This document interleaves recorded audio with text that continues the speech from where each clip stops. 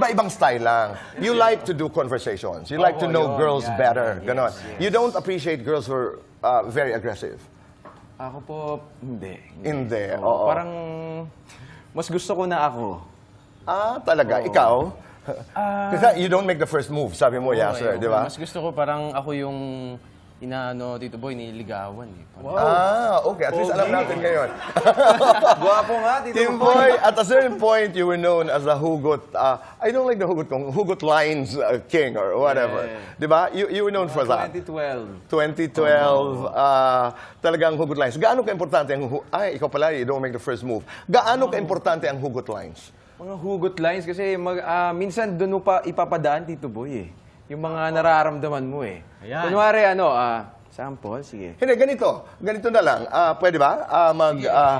Sige, Sagutan sige. tayo at padamihan tayo ng hugot lines. Pagbigay ni Kim Poy, sagutin mo ng isa, sagutin hanggat sino ang bumitaw. Okay? We have 1 minute pala to do it. Diba? How do you call this? The hugot line challenge. Okay? challenge. Umpisan mo, Kim Poy. Opo. And our Sige. time begins now. Okay, sige. Jeep ka ba? Kasi pinasakay mo lang ako eh. Grabe naman. Sagutin mo yan. Tito Boy, pwede ba makahingi ng papel? Bakit? Papel sa buhay mo.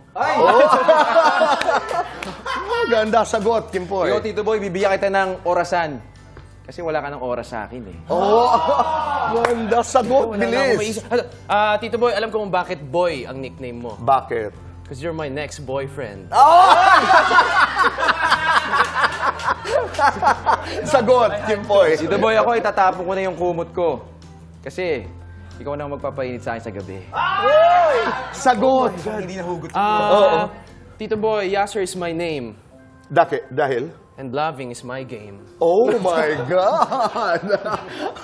Ihinto muna natin doon. Baka kung saan humapunta. Nagpapasintabi ho kami. But very nice. How did it start? I mean, how did it start? Doon talaga ako nag-start, Tito Boy, sa Twitter. Parang mga hugot lang, nararamdaman ko. And then maraming nakarelate hanggang sa before pa yan nag-vlog ako. And then I turned to vlogging. Nagbibigay ako ng mga love advice. Hanggang sa nagulat ako na hindi na sila interesado sa mga advice. More on personal na. So naging vlogger na ako. Then tuloy-tuloy na. You know, what I'm learning from you, you just have to do what you like. You just have to do what you feel like doing. And then, you're being led to where you're supposed to be. Yes. With you naman, you just have to have enough courage at determination, tenacity ang tawag ho noon, just to go for it, di ba? Yes. Just to go for it. That's why nandyan kayo, your Chaleco boys of Eat Bulaga. You're doing Lovers and Liars. Yes, Tanong, boy. kumusta kayo sa Lovers? Pangalawa, isang kasinungalingan na ginawa niyo sa buhay dahil sa pag-ibig. Ito matapang na tanong, kung kayo'y mamimili, girlfriend, pamilya, ano ang inyong pipiliin?